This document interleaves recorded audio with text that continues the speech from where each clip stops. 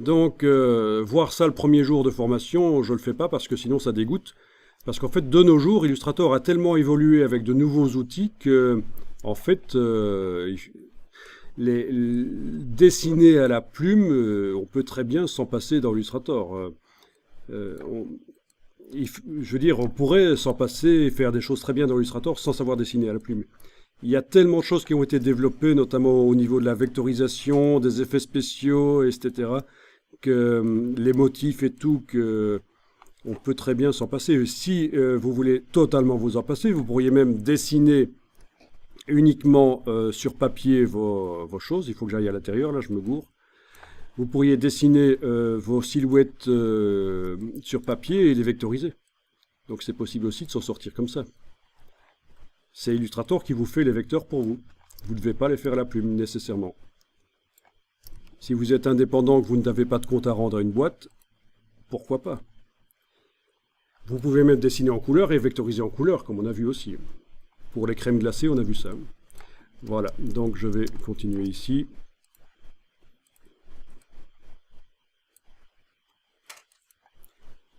Maintenant, si vous voulez trouver du boulot dans une boîte, vous ne passerez pas à côté de l'utilisation de la plume, c'est certain. C'est un des tests qu'on vous fait passer.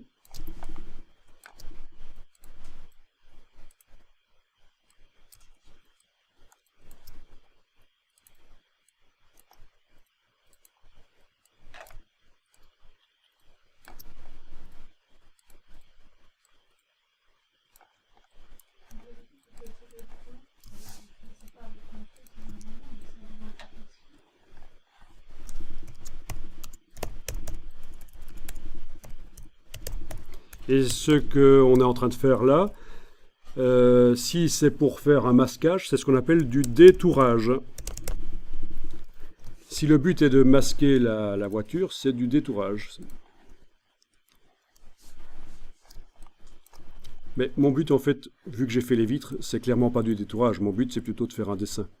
Alors, ok, alors essayons ça. Je sélectionne mon tracé là et je vais aller dans le nuancier, aller mettre un dégradé éventuellement.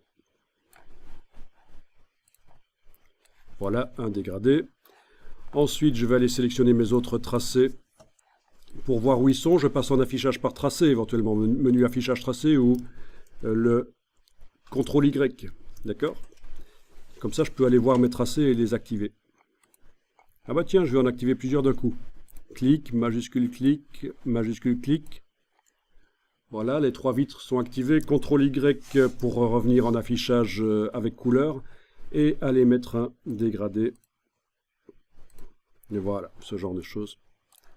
Vous voyez qu'on peut très vite s'approcher d'une illustration en fait. Hein. En masquant, en enlevant le calque modèle, on voit ce que ça donne. Voilà. Il manque plus que les phares pour faire un truc sympa en fait là en fait. Oui vraiment, il manque plus que les phares. Je peux les faire en étant en affichage par tracé. Et je pense que c'est ce qui manque pour faire une illustration qui tient la route.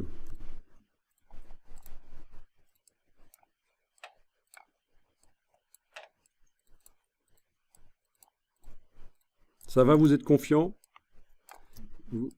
C'est un peu démystifié l'histoire des tracés. Ah, les mauvais réflexes. Suite à quoi? L'utilisation d'un autre logiciel ou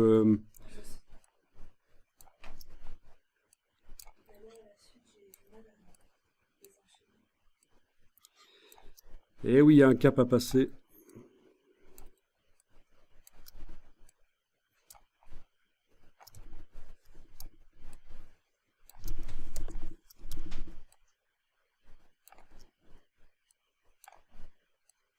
Alors clairement, cette photo-ci, c'est impossible de faire automatiquement. Une voiture grise sur un fond de pavé gris, difficile de... Oui, on peut vectoriser, mais à ce moment-là, c'est moins pur comme résultat. Hein. C'est plus graphique, ça part un peu dans tous les sens.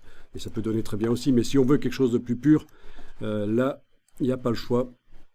Il faut le faire manuellement. Alors, la bonne nouvelle, c'est que si vous maîtrisez le tracé 2D, vous pouvez passer à la 3D à ce moment-là. Avec un logiciel 3D, vous trouvez les courbes de Bézier, ce système-là.